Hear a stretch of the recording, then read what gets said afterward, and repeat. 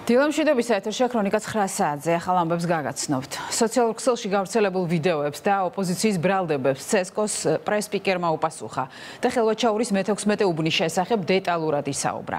განიმარტა, რომ ინფორმაციის განახლებასთან ერთად საიძად ძველი ინფორმაცია არ იშლება და ხელმისაწვდომია როგორც ძველი, ასევე განახლებული შედეგები. CSKO მოუწოდებს დაინტერესებულ პირებს გადამოწმების გარეშე არ გაავრცელონ ინფორმაცია მთვლელი აპარატებიდან მიღებულ ამონაწერებსა თუ შემაჯამებელ ოქმებთან დაკავშირებით.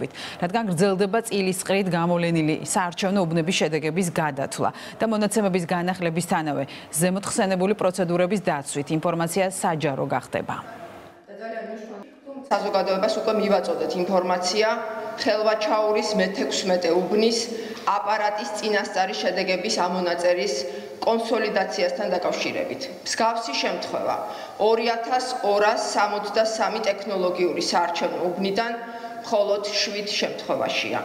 შეგახსენებთ, რომ ხსენებულ 7 შემთხვევაში საუბნო საარჩევნო კომისიის მიერ 2 ან 3 მთვლელი აპარატის ნაცვლად განხორციელდა ერთით ნაკლები მთვლელი აპარატის ინფორმაციის კონსოლიდაცია და გამოიგზავნა CSKO-ს სერვერზე, რაც დაუყოვნებლივ აიტვირთა.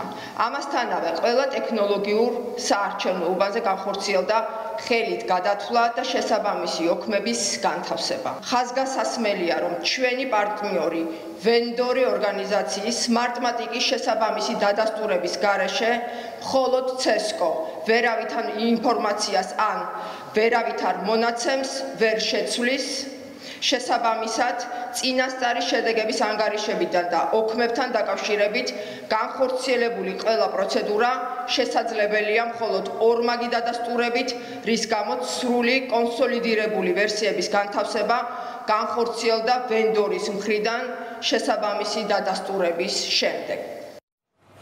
ჩატარებულ არჩევნებს სადამკვირვებლო ორგანიზაცია თავისუფლების ფონდი აფასებს. ორგანიზაცია, რომლის დამკვირვებელიც პროცესებს საქართველოს მასშტაბით აკვირდებოდნენ, აცხადებს, რომ მათი დაკვირვების ფარგლებში გამოიკვეთა მცირედი ტექნიკური ხარვეზები, რომელთა მიზეზიც თავად ორგანიზაციის განმარტებით ხმის მიცემის ახლა დანერგილი მეთოდოლოგია გახდა.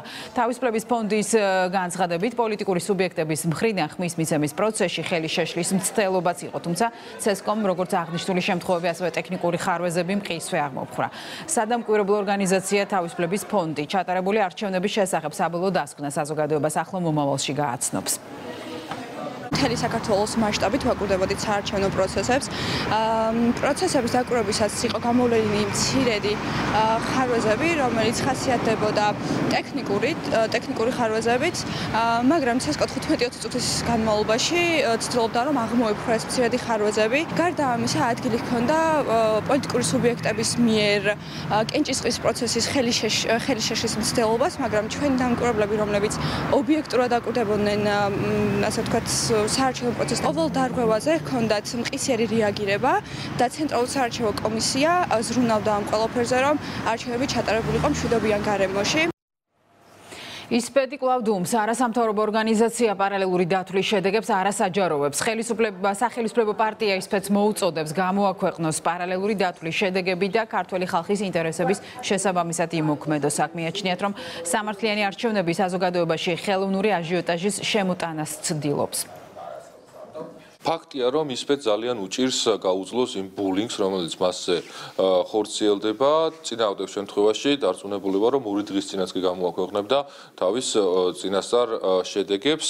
მარტივია, თუ რატომ ხდება ეს ბულინგი, იმ შემთხვევაში თუ ისპედი გამოაქვეყნებს თავის პარალელურ ხმის დათვლის შედეგებს, დადასტურდება, რომ ცენტრალური საარჩევნო კომისიის მიერ ასახული ხმები, ქართული ოცნების პროცენტები თუ სხვა ოპოზიციონერი პარტიების პროცენტები სრულად შეესაბამება ისპედისვე დათვლას. და ტყუილში იქნება მხილებული Edison Research-ი კიდევ ერთხელ. ეს ყველაფერი არ უნდათ, ჩამოეშლება სხვა შემთხვევაში მთელი ის ნარატივი და კამპანია, რომელიც ჩვენების დელეგიტიმაციის მცდელობისთვის აქვთ მიმართული. ისფედის მიერ ანგარიშს არ გამოქვეყნება, შესაძლოა ახსნათ მხოლოდ ერთი მიზეზით, მათ აქვთ სურვილი, რომ ქართველი ამორჩეველი შეიყვანონ შეცდომაში და მათ არჩევანზე მოახდინონ და მათ განწყობებზე მოახდინონ манипуляция. თუ არაფერი აქვს დასამალი და თუ არ ცდილობენ манипуляციის მოხდენას ქართველი ხალხის განწყობებზე, მაშინ გამოაქვეყნონ ანგარიში, ხო, უკვე 3 დღე გავიდა და სრულად ადეკვატურია ეს პერიოდი იმისთვის, რომ მათ წინასწარი ანგარიშები გამოაქვეყნონ.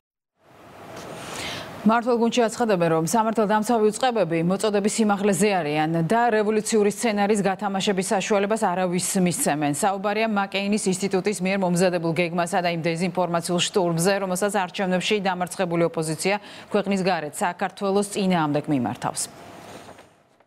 პირდაპირ გაიდლაინი მიაწოდეს, რომ ქართული ოცნება რომ გაიმარჯვებს ძალიან დამაჯერებლად, თუ აი მაინც გაწვდითო თქვენო, ასე ვთქვათ, სამოქმედო გეგმასო, როგორ უნდა გადაიყვანოთ საპროტესტო აქციები სამოქალაქო დაპირისპირებაშიო.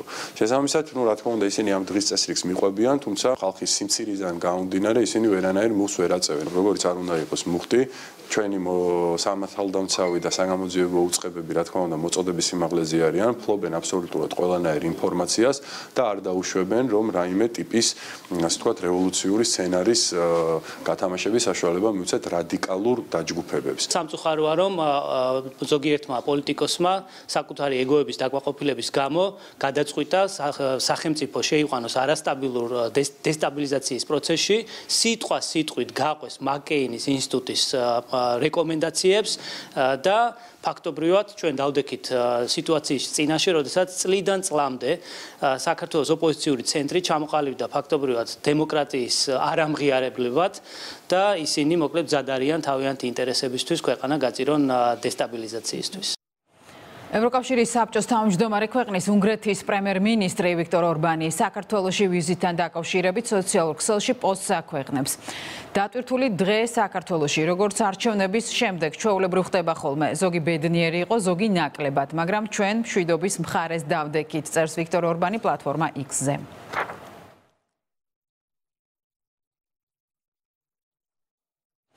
პრემიერ-მინისტრი ირაკლი კობახიძეს ეხმაურება უნგრეთის პრემიერ-მინისტრისა და მისი დელეგაციის საქართველოში ვიზიტ სოციალურ ქსელში. როგორც პრემიერი აღნიშნავს, ეს ვიზიტი ადასტურებს ჩვენს ქვეყნებს შორის არსებულ ძლიერ მეგობრობას, რომელიც საერთო ღირებულებებსა და ურთიერთპატივისცემას ეფუძნება.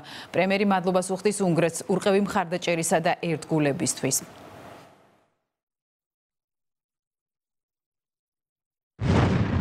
მოხარული ვარ, რომ ვუმასპინძლე უნგრეთის პრემიერ-მინისტრ ვიქტორ ორბანს და მის დელეგაციას საქართველოში. ეს ვიზიტი ადასტურებს ჩვენს ქვეყნებს შორის არსებულ ძლიერ მეგობრობას, რომელიც საერთო ღირებულებებსა და ურთიერთპატივისცემას ეფუძნება. უნგრეთის მხარდაჭერით წინ მივიწევთ ევროკავშირში ინტეგრაციის გზაზე, რაც ჩვენი საგარეო პოლიტიკის მთავარი პრიორიტეტია. ვაფასებთ უნგრეთის მნიშვნელოვან როლს, განსაკუთრებით ევროკავშირის საბჭოს თავმჯდომარეობის პერიოდში ჩვენთვის ევროკავშირის კანდიდატის სტატუსის მინიჭების პროცესში. ერთად ვაფართოვებთ თანამშრომლობას პოლიტიკურ, ეკონომიკურ და სოციალურ სფეროებში და ვაძლიერებთ თანამშრომლობის ყველა მიმართულებას. მადლობას ვუხდი უნგრეთს ურყევი მხარდაჭერისა და ერთგულებისთვის.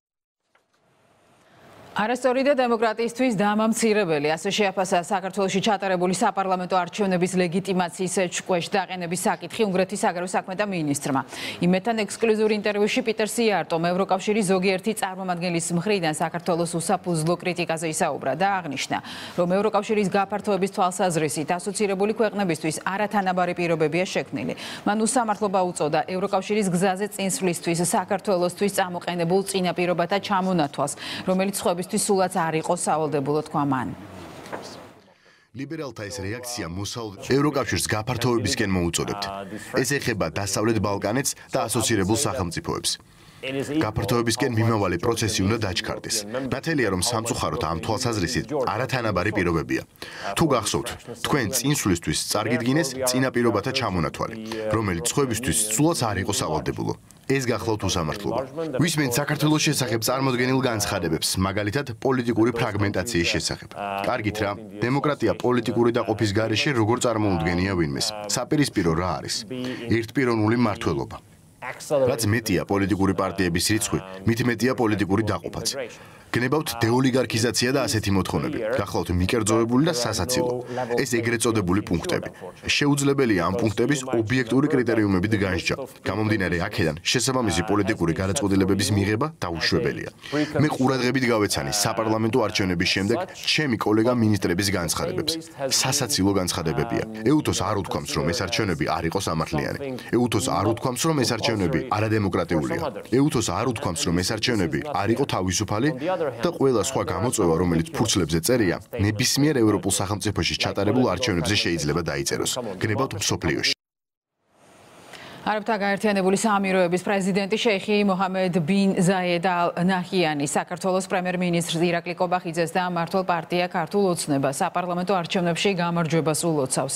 საქართველოს მთავრობის მეთაურს არჩევნებში გამარჯვებას ულოცავენ არაბთა გაერთიანებული საამიროების ვიცე-პრეზიდენტები, პრემიერ-მინისტრი და დუბაის მმართველი შეიხი მოჰამედ ბინ რაშიდ ალ მაქტუმი და პრემიერ-მინისტრის მოადგილე საპრეზიდენტო სასამართლოს თავმჯდომარე შეიხი მანსურ ბინ ზაედ ალ ნაჰიანი. მუქარის შემცველი სტატუსების გამოქვეყნება სოციალურ ქსელში ამჯერად ქართული ოცნების პოლიტიკის მხარდამჭერი ემიგრანტების წინააღმდეგ დაიწყო. სტატუსების შინაარსი ასეთია: აგროვებენ იმ ემიგრანტთა სიას, რომლებმაც არჩევნებზე ქართულ ოცნებას მისცეს ხმა.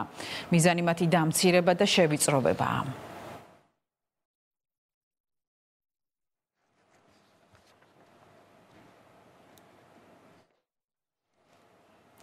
ორგანიზაცია საქართველოს მომავლის აკადემიის დამკვირვებელი ქრონიკას უყვება, რომ ადგილობრივ მონიტორებს ოპოზიციასთან კავშირში მყოფი არასამთავრობო სექტორისგან კონკრეტული დავალება ჰქონდათ. მისი თქმით, დაკვირვების პროცესი არ იყო სამართლიანი და ობიექტური და მონიტორებს საბოტაჟისკენ მოუწოდებდნენ. ასევე დამკვირვებლებმა მიიღეს შეტყობინებები, რომელთა მიხედვითაც მათ ხმების გადათვლის პროცესში მონაწილეობა არ უნდა მიეღოთ. ფაქტს ეხმაურებიან მმართველ გუნდში.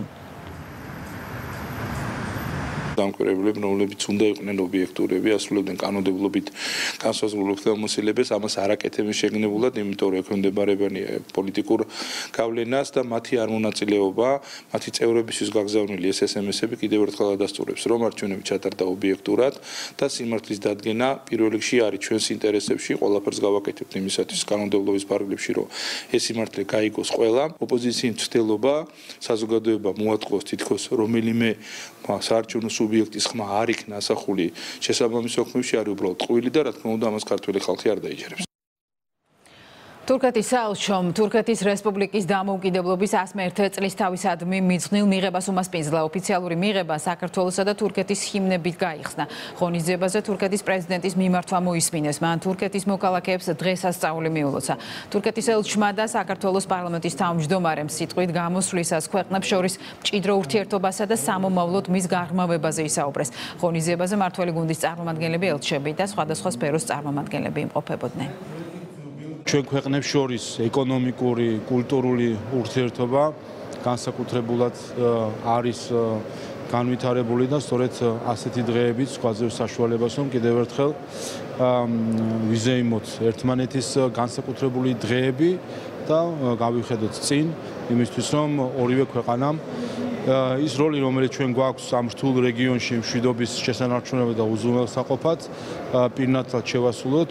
ჩვენ აღვნიშნეთ თურქეთის რესპუბლიკად გამოცხადების 101 წლისთავი. ეს მიღებაც ამ დღეს მიეძღვნა, რის გამოც მადლობას უხდის საქართველოს მთავრობას. ჩვენთვის ძალიან მნიშვნელოვანია ორმხრივი მეგობრობა და თანამშრომლობა, რომელიც ჩვენს ქვეყნებს წლებია ერთმანეთთან მჭიდრო დაკავშირებს. მინდა აღვნიშნო, რომ თურქეთი კიდევ განაგრძობს სტრატეგიულ პარტნიორობას და ურთიერთობის გაღრმავებას საქართველოსთან. რუსთავში მოსახლეობასთან ერთად დაგეგმილი კიდევ ერთი შიდა საუბნო რეკრეაციული სივრცე ეწყობა. მე-12 მიკრორაიონში 5000 კვადრატული მეტრი ფართობის ახალი სკვერის მოწყობის სამუშაო მიმდინარეობს. აქვე რეაბილიტაცია უტარდება ვანდალიზმის შედეგად დაზიანებულ ინფრასტრუქტურასაც. პროექტის ფარგლებში ტერიტორიაზე საფეხმავლო ბილიკების არწყავის სისტემა, გარე განათების ქსელი, მწვანე სივრცეები, ფანჩატურები და საბავშვო ატრაქციონები მოეწყობა. რუსთავში ვაგრძელებთ აქტიურად იმ ინფრასტრუქტურული პროექტების განხორციელებას, რომელიც იყო მოსახლეობის მხრიდან მოთხოვნილი. მე-12 მიკრორაიონის შიდა საუბნო სივრცის რეაბილიტაცია მიმდინარეობს. ეს არის ერთ-ერთი საკმაოდ დიდი მწვანე სივრცე, რომლის დაპროექტებაც მოსახლეობასთან ერთად დავგეგმეთ. უკვე სამუშაოები ძალიან აქტიურ ფაზაშია. ორი კვირაა დავიწყეთ აღნიშნულ მისამართზე სამუშაოების წარმოება. ჩვენ ვფიქრობთ, რომ ნოემბრის ბოლოს სამუშაოები იქნება სრულიად დასრულებული და მე-12 მიკრორაიონში და ქალაქ რუსთავს შეემატება კიდევ ერთი დასასვენებელი რეკრეაციული სივრცე. ვაშინგტონსა ქრონიკა 9-ზე დასრულდა. ახალ ამბებს 10-ზე დავუბრუნდებით. ეთერს განაგრძობს იმედის დილა.